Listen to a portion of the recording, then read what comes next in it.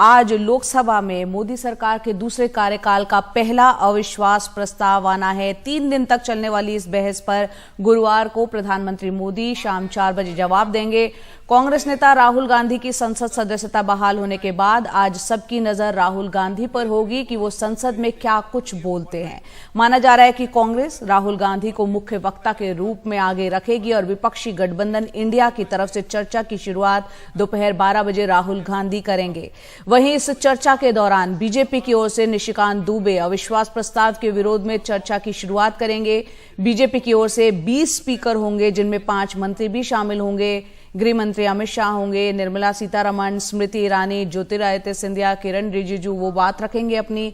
आपको बता दें कि विपक्ष लगातार मणिपुर पर नियम 267 के तहत संसद में लंबी चर्चा करने और प्रधानमंत्री को सदन में मौजूद रहकर जवाब देने की मांग कर रहा है और सरकार की ओर से इस नियम के तहत जब हरी झंडी नहीं मिली तो विपक्ष ने अविश्वास प्रस्ताव का रास्ता अपनाया।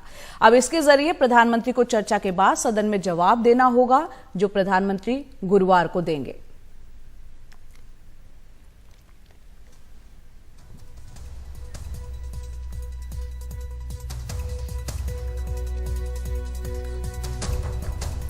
तो विपक्ष को ये साफ लगता है कि लोकसभा में हालांकि उसके पास नंबर्स नहीं, लेकिन फिर भी वो अविश्वास प्रस्ताव लाया है, क्योंकि उसे लगता है कि इसके माध्यम से वो सदन में न सिर्फ मणिपुर की समस्याओं को उठा सकता है बल्कि प्रधानमंत्री को भी वहां की स्थिति पर जवाब देने पर दबाव बना सकता है।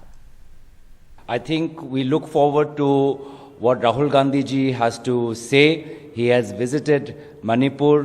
In the meantime, he has met with cross sections of Indian society. He knows the state of the economy. He knows the ground situation in Manipur. So he has a very valuable perspective, which we all look forward to hear. Jawaharlal Nehru जब सदन में प्रधानमंत्री रहते थे तो वाजपेयी जी की कितने numbers थी, लेकिन वाजपेयी जी की वे सारे जो मुद्दे पे जब चर्चा समादृत होते हैं, क्योंकि सदन की मतलब ये होते हैं कि हम मुद्दे पे चर्चा करें, नंबर पे नहीं। ये नंबर की घमंडी आज नहीं तो कल इनको टूटेगा। और केंद्रीय मंत्री अनुराग ठाकुर का क्या कहना है वो भी सुन लेते हैं। आज जब ये नो कॉन्फिडेंस मोशन शुरू होगा तो वैसे ही हमें अवसर मिलेगा देश के सामने अपनी बातें रखने का और देश की जनता को जानने का और एक बार फिर कहने का कि अगली बार फिर मोदी जी ही आएंगे। तीसरी बार जब आएंगे तो दुनिया की तीसरी सबसे बड़ी अर्थव्यवस्था भी बनाएंगे। और संसद में ही हमारे सहयोगी राजीव रंजन हमारे साथ मौजूद है, लगातार वो वहां से हर दिन रिपोर्ट कर रहे हैं। राजीव, सरकार के पास पूर्ण बहुमत है, ये विपक्ष भी जानता है, बावजूद उसके वो अविश्वास प्रस्ताव लेकर आया है। क्या रणनीति रहेगी? अब इंडिया गठबंधन है पूरा, राहुल गांधी पर सबकी नजरें टिकी हैं, क्या बोलते हैं वो खुद, क्योंकि वो मणिपुर से होकर भी आए हैं, वहां के हालात से वाकिफ भी हैं। बिल्कुल आपने सही कहा। जो विपक्ष के सांसद थे 29 और 30 जुलाई को 21 सांसदों का दल गया था मणिपुर, वहां के हालात को जायजा लेने के लिए और उसके बाद अपनी रखने के लिए।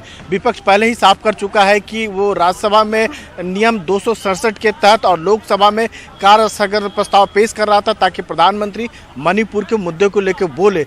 लेकिन जब प्रधानमंत्री जो है इस पर कुछ अपनी बात को नहीं रखे और रखने को तैयार नहीं हुए, सत्ता पक्ष की ओर से बोला कि विपक्ष नहीं तय कर सकता है कि किस मुद्दे को लेकर कौन जवाब दे, और ये चेयर तय करता है कि कौन सा नियम के तहत बहस हो और कौन से नियम के तहत बहस नहीं हो। सत्ता पक्ष ये कहना, चूंकि मणिपुर राज्य का विषय है और केंद्रीय गृह मंत्री जो अमित शाह हर मुद्दे को बातचीत करने के लिए तैयार है, जवाब देने के लिए तैयार है, लेकिन विपक्ष इसके लिए तैयार नहीं हुआ। और यही वजह है कि विपक्ष जो है जो अविश्वास प्रस्ताव मोदी सरकार के खिलाफ लेके आया, जो कांग्रेस के गौरव गोगोई और BRS के जो है नामा नागेश्वर राव ने अविश्वास प्रस्ताव पेश किया और आज 12 बजे के बाद से जो है उस अविश्वास प्रस्ताव पर चर्चा होनी शुरू होगी। होगी। गौरव गोगोई जो है सबसे पहले मोशन मूव करेंगे और उसके बाद राहुल गांधी जो है सत्ता पक्ष को यानी मोदी सरकार को घेरेंगे मणिपुर के मुद्दे को लेकर।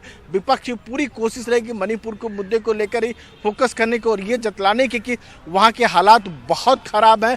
राज्य सरकार पूरी तरह से विफल हो गई है और केंद्रीय पुलिस बल भी जो उनसे उम्मीद की जा रही थी वो उसमें सफल नहीं हुआ है और जो राहत शिविर में भी जो लोग रह रहे हैं उन तक मदद नहीं पहुंचाई गई है।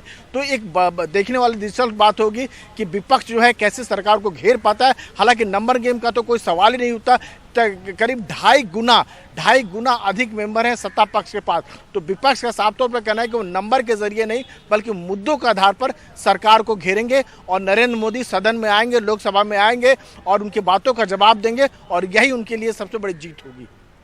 जी राजीव, बहुत बहुत शुक्रिया ये तमाम जानकारी के लिए।